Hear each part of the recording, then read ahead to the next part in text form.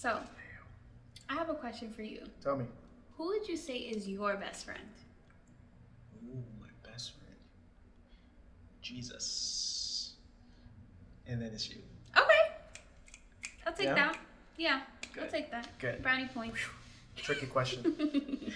What's up, y'all? Welcome to the household where everything is a production. We are the Kakales. My name is Noble. And my name is Tyliah, and we are so hyped that you decided to kick it with us again. If it's your first time joining us, please make sure you like and subscribe. And if you're just returning, thank you for kicking it. Yes. In today's episode, we'll be continuing the series that we started last week.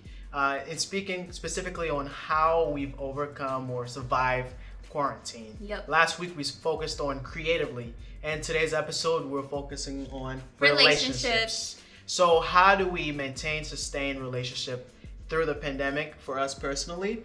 And hopefully this is still applicable to you today. My handy dandy notebook here, we have some lessons, and we'll share 5 lessons that we learned in sustaining relationships, even some of the ways we failed in our relationships. Yeah. So each lesson will also be correlated with a scripture that's personal to us. So lesson number 1 is Just pull up. just pull up. So in today's world, today being the pandemic, pulling up looks so different than ever before, because you can say, hey, I'm about to pull up, and that means you're waiting in the waiting room of your Zoom chat. Or you're pulling up, you just call a friend on Facebook. Before, that's physically you showing up somewhere and having some kind of interaction with a friend. But now that looks a lot different. And what does that look like for you, Talia? Well, one of the experiences that I had during the pandemic was my mom actually coming to our house, pulling up literally with bags and bags of groceries. Groceries. Like, not no fake groceries, like real groceries, like food, like you're about to make a meal groceries. And it was just super moving for us because 1, we weren't expecting that. And 2, it was just so heartwarming to have her here because we also didn't really get to engage so much, especially at the peak of the pandemic. And my mom, she knew that we didn't have a car. We're in New York City. The lines were super long at grocery stores, and she just took it upon herself to get us food. Yeah. And we were just so grateful.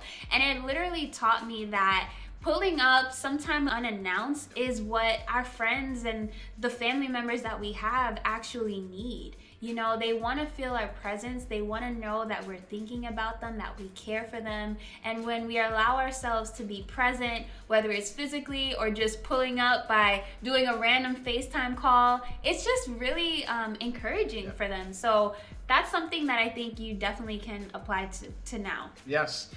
Lesson number 2. Keep it real.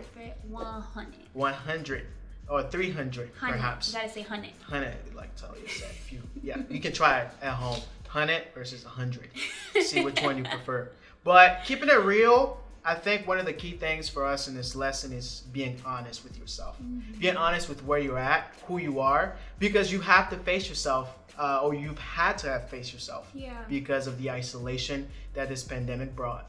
And really seeing who you are as a person, where you stand in your relationships, and just being able to be honest and say, okay, wow, I'm failing in this way, or I feel hurt, or I feel sad, or I actually don't have this figured out. And it's okay to share some of those realizations about yourself and where you're at. Yeah, and when you actually allow yourself to be authentic, to be true about where you're at spiritually, emotionally, personally, it does add an extra level of depth into your relationships, because the people you're in relationship with will actually know who you are and where you are and how you can support them. And I can't count how many times I've said to myself, I feel by myself, I feel like no one cares about me. And then it's like, Talia, did you tell someone that you needed a friend? Did you tell someone that, you needed them to be there for you, or you needed support in this area? So when you allow yourself just to be vulnerable and be real, it does open the door for you to receive the support and the love that you actually desire. Yeah. Lesson number 3 is be understanding.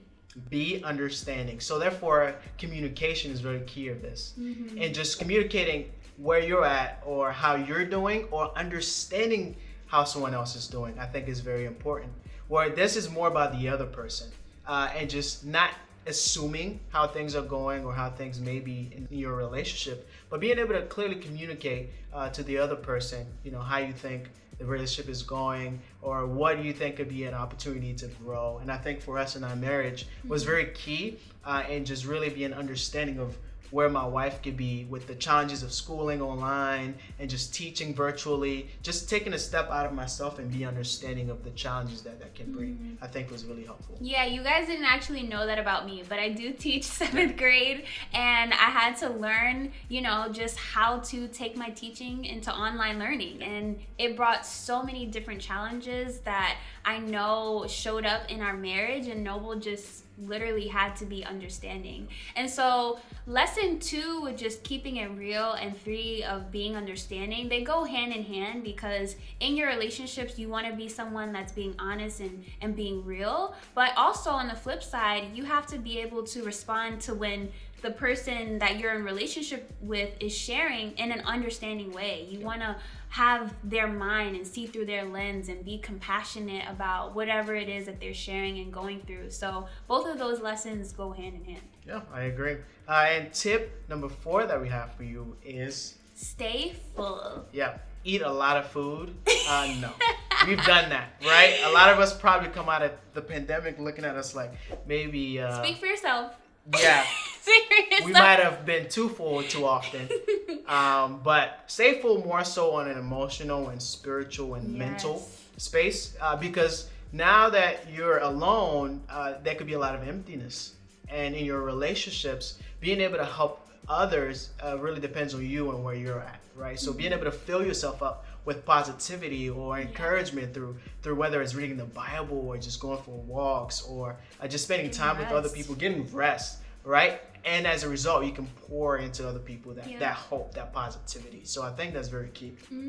Yeah. And last but not least, the last point is stay surrendered. Now, this is really, really crucial crucial to understand, because you can say, well, I took into account all the lessons that you shared and all the tips, I've applied them, but my relationship still dwindled. And I think this lesson that we learned was super huge, because even after you've done all these things and you dotted all your I's, crossed off all your T's, so relationships can still fizzle out, and that's okay. And I think that's the main thing that we both want to keep in mind when it comes to relationship, is that we constantly have to stay surrendered. There are people that come into our lives that are there for a specific reason. We learn the lesson from that relationship, and then we channel and go different ways, and that's okay. And so having the heart to just stay surrendered about those relationships really will guard your heart with peace, so that you can continue to grow as a person and build even healthier relationships as you move through life. Yes, and to add to that, realizing that you don't have control of everything. The pandemic showed us how little control we have of just our lives even. So you can even think of relationships, just things is going to change, things will transition. So just having a heart where you realize you don't have control, I think is really key in just growing and maturing in your relationship. So I think that's some of the lessons that we learned. And I know that this is not limited to just our marriage or just marrieds, but just in general. And these are things that we've learned, and we hope that it can be beneficial to you even now, and where you're at in your relationships with others. So that's all we have for you in this episode, and until next time. But in the meantime, thank you for kicking it with us. So you're trying to trick me with that question? Who's your best friend? What were you hoping I answered?